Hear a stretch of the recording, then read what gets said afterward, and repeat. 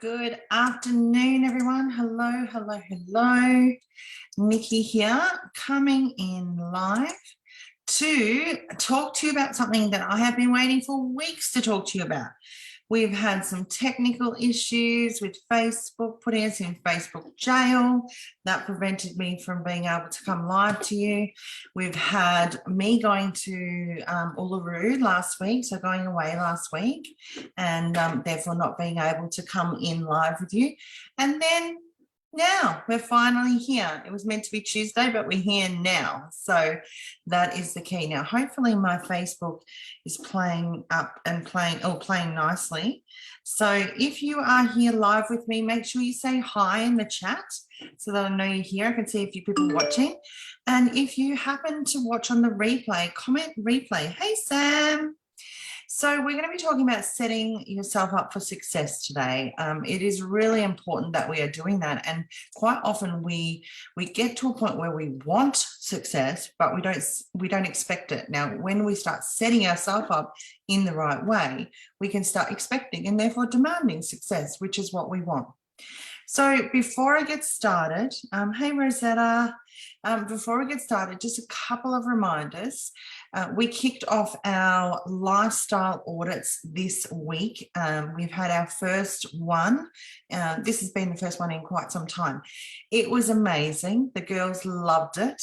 We got some really, really fantastic breakthroughs on that lifestyle audit. So it's a 2-hour Zoom with me. It's done in a group and we go through a series of, questions and discussions to kind of come to a conclusion of, oh, wow, this is where we're kind of at. And it's really worthwhile if you can get on one. So next week, there are actually two. There's one on Tuesday night at 8 p.m. New South Wales time. And there's also one on Thursday. I believe that one, let me just check my diary. I should have checked it before. Is at 11 a.m. So that's Australian Eastern Standard Time. So 11 a.m. on Thursday or 8 p.m. on the Tuesday. There will be further ones coming up because they are such a great tool and asset for everybody. But if you can get on any of those ones next week, they're just small groups so that we can facilitate them through. Also, on Wednesday night next week, we have our online meetup, which is a Zoom. You'll all come on and we can have discussion. And I have our special guest, Blue Sapphire, on with us. And she's going to be talking about law of attraction, which is something that I could listen to day in, day out, 24 hours a day. And she is someone who could talk about it for 24 hours a day. But we're going to be talking about 5 different ways that we can make the law of attraction start working for you. So this is something that you really want to be listening to. So that is on at 8 p.m. next Wednesday night. So if you can't find the events to be able to click going to these things, just comment in here, lifestyle audit. So just pop audit. Then we know that you're after the audit. If you're after law of attraction, put law of attraction and we'll help you find that. And then the last thing just before we kick off is, of course, our conference. So Transform Conference is coming up in a month today. So we kick off on the 18th of June. We've got the 18th and the 19th. It goes from 10 a.m. to 3 p.m. on both days, so Saturday and Sunday. And we have 6 incredible guest speakers and, of course, myself that will be coming to you with the most amazing information. You're going to have a fantastic weekend of empowerment and inspiration, information coming at you that you can take and then use for yourself. So those tickets are still at early bird price. So if you're after information on the conference, just type conference below and we'll be in touch with you about the conference. Righto, so let's get started and talk about setting yourself up for success. Now I'm actually going to share my screen with you and take you through a nice quick PowerPoint, but it will keep me from talking and talking and talking, which is what I can do very, very easy. So what we want to do is set ourselves up for success, as I said. Now, success for everyone is different. So don't feel that what you classify as success is something that comes from a dictionary. You might feel success is something, reasonably small compared to what someone else would seem to be rather large. But everyone's definition of success is very, very different. And of course, setting yourself up for success doesn't have to mean success in every single area of your life. You might be looking to reach a certain level of success in your occupation. Maybe you're looking for promotions and you want to have that successful promotion. Maybe it's about losing weight or getting healthier or getting fitter. It can be to do with that. It might be some sort of success in business or, other type of personal success. So success is different for everyone, and you get to put the definition around it, which is fantastic. So as I said, it could be taking charge of your health, going for a promotion, losing weight, might even be training for a marathon, giving up a bad habit, hitting $20,000 in sales, like whatever you want. You might actually decide you want all 5 or 6, totally up to you. So what we want to do is, firstly, we want to identify what our goal is, and we want to be really specific about it.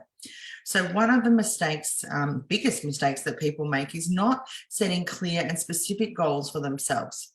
So you need to know exactly what you're trying to accomplish, or you don't even know where to begin, and you don't know what direction to go in. So for example, say your goal is to lose weight, that's fantastic, but how much weight do you want to lose? So if you say, I want to lose weight, and then you go, yes, I'm successful, but what is success? So that's what I mean about defining success. So how much weight do you want to lose? And by a certain date, what kind of date period are you wanting to do this? So that way, it's not ambiguous in any kind of way. You know exactly what you need to do. And it makes the planning a lot easier because you have that end goal in sight. So it might be, I want to lose 10 kilos by Christmas Day. And then from there, you can work back and go, okay, well, Christmas is how many months away, divide that by the months. And okay, I need to lose, whatever it is, 2 kilos per month. And then, okay, what do I need to do to make that happen? And we can talk about that kind of stuff. That is the stuff I do one-on-one with my clients all the time. So make sure your goals are realistic. You couldn't turn around and say, I want to lose, 100 kilos by Christmas, because that's a little bit hard to do. But, let's be realistic about things. Hi, Silla. You can shoot for the moon as much as you like, but if you set a goal that is out of reach, you're setting yourself up for failure and also discouragement. But also setting a goal that is too easy doesn't seem to have that level of celebration at the end of it. So you want to have something that kind of sits in the middle where it's a little bit of a stretch, so that when you achieve it, you feel really, really amazing that you've been able to do it. So we also want to look at what has worked well in the past and what hasn't. So the things that have worked well, we want to double down on those and really actually get those working for us, and sort of avoid the things that don't work. So before you plan on how you're going to achieve your goal, think about what methods you've tried in the past. Think about, for example, if you, let's talk about the weight loss again. So if you've tried every diet that there is in the book, nothing's worked for you to lose weight, well, if there's another kind of fad diet that's out, do you think that that's a good one for you to try? Probably not, because you've tried every diet that's out there and no one's actually, and none of them have actually worked. So maybe doing something like group classes or joining a gym or a workout program or something like that that you haven't tried before, as opposed to dieting, might be something that could work. So once again, we're being realistic. We're avoiding making things that have failed in the past part of the plan. We don't want to start, because don't forget, we're setting ourselves up for success. So we don't want to start with something that has failed in the past. So you don't really want to be doing things that haven't worked before. So I've talked before about habit stacking, and that's a really good one if you're looking for what will work. So finding something that you do every single day. So it might be every day without fail, you walk your dog for 30 minutes at lunchtime. It happens every single day. So then, for example, there might be something that you need to do for your plan. So say, for example, you are writing a book and you need to do a certain amount of pages every day to make sure that you finish the book by the required date.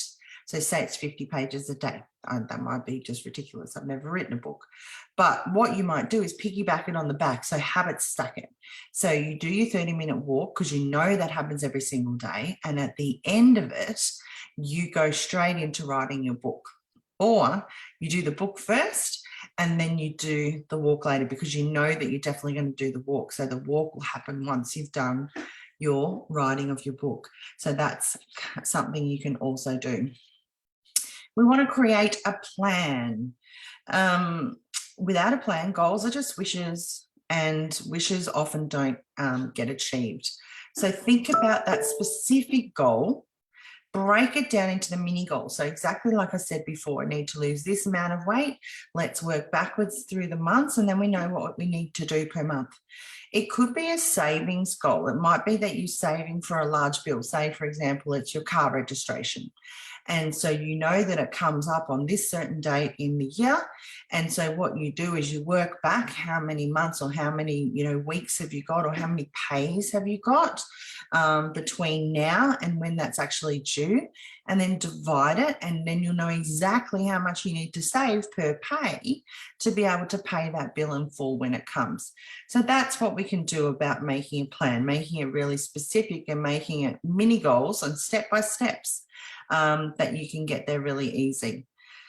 So the thing with this is that we want you to achieve it, and anything with a plan gives us direction.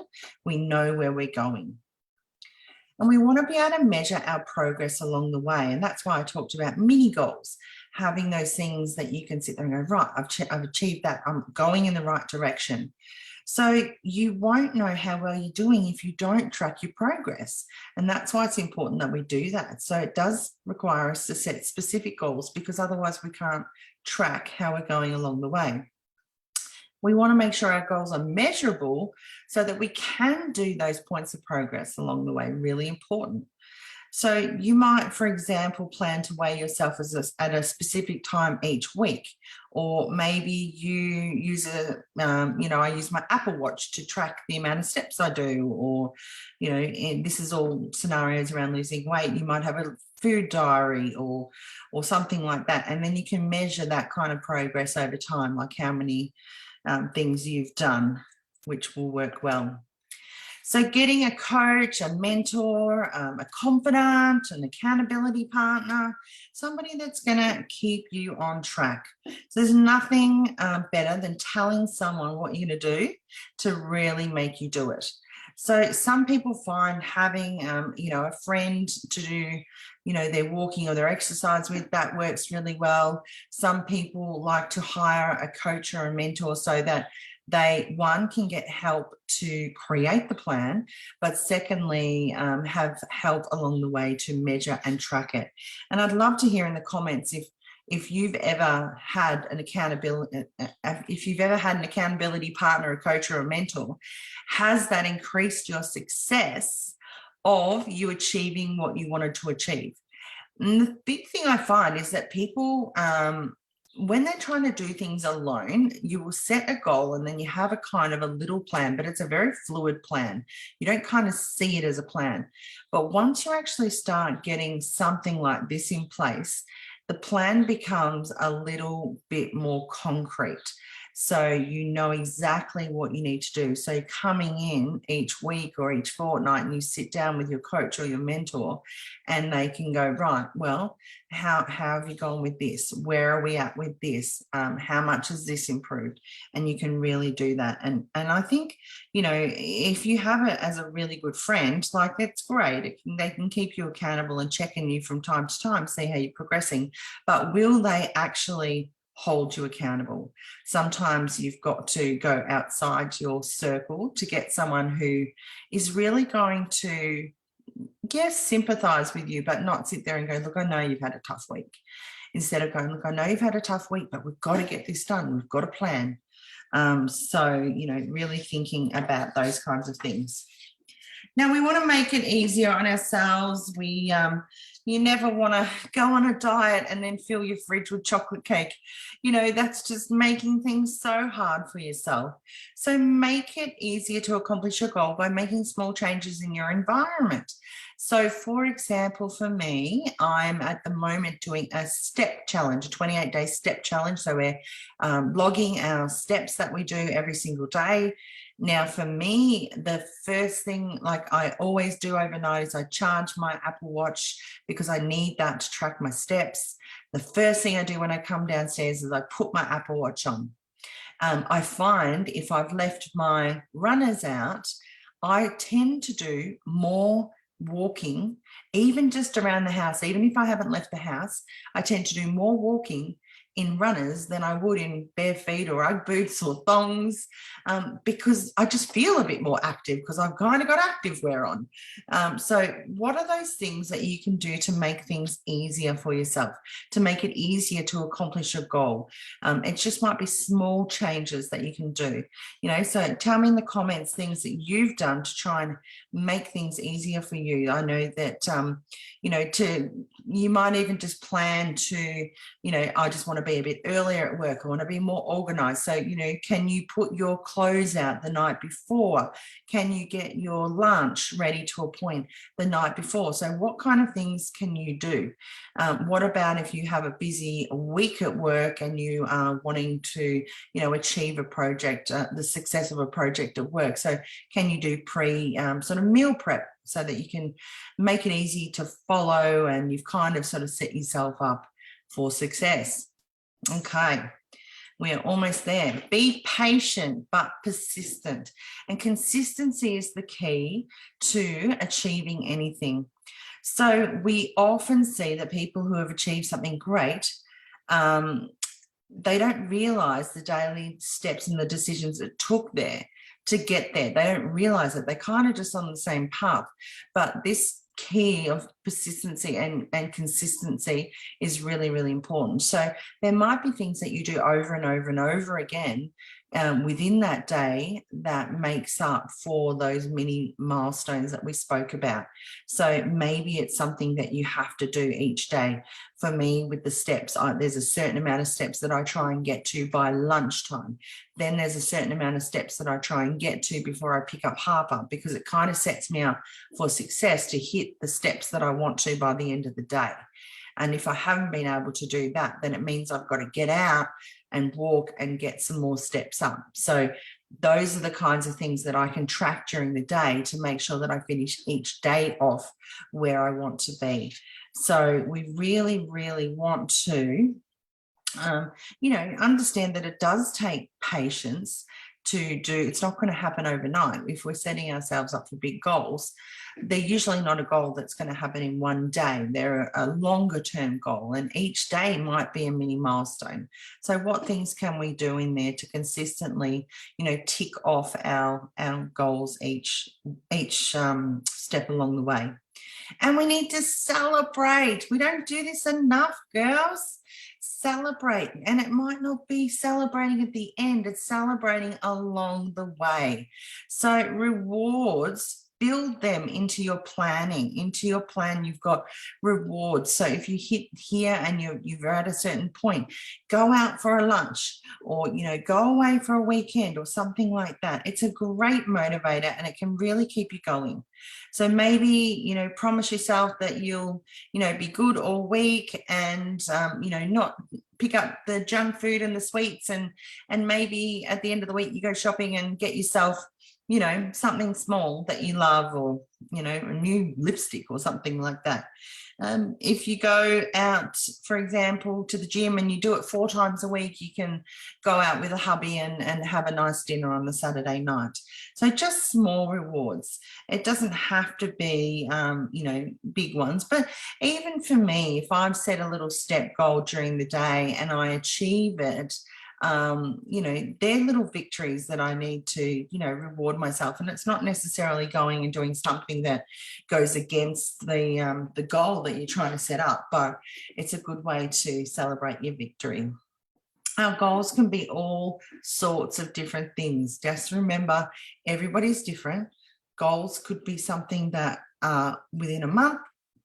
It could be 6 months, it could be 12 months, it could be related to your personal life, it could be related to your work life.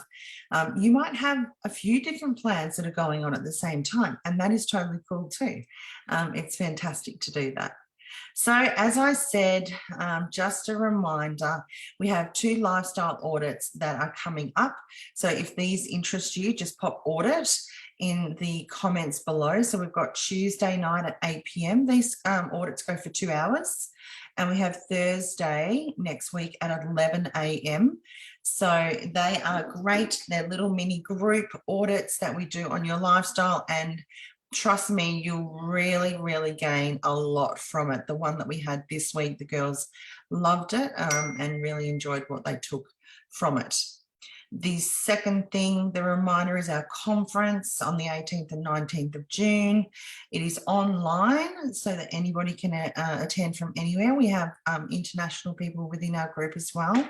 So you'll be able to access the replays with your ticket as well. So if you have to duck out and you miss a little bit, or if there's a section that you really, really loved and you'd like to go over it again, those replays are available, and they are still early bird tickets. So if conference interests you, our Transform conference, type conference below and someone will be in touch from my team to give you details on how to get those tickets.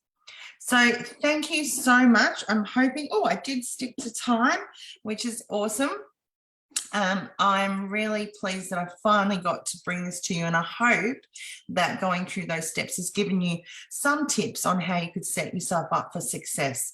So I'd love to hear in the comments whether anything that I've spoken about today is something that you could implement. If it was just one thing, what would you implement from what I've been through today in order to help you set yourself up for success further in the future? So have an amazing rest of your week. Today is Wednesday. It's hump day. Hopefully the rest of the week is good, and I will check in with you soon. Bye.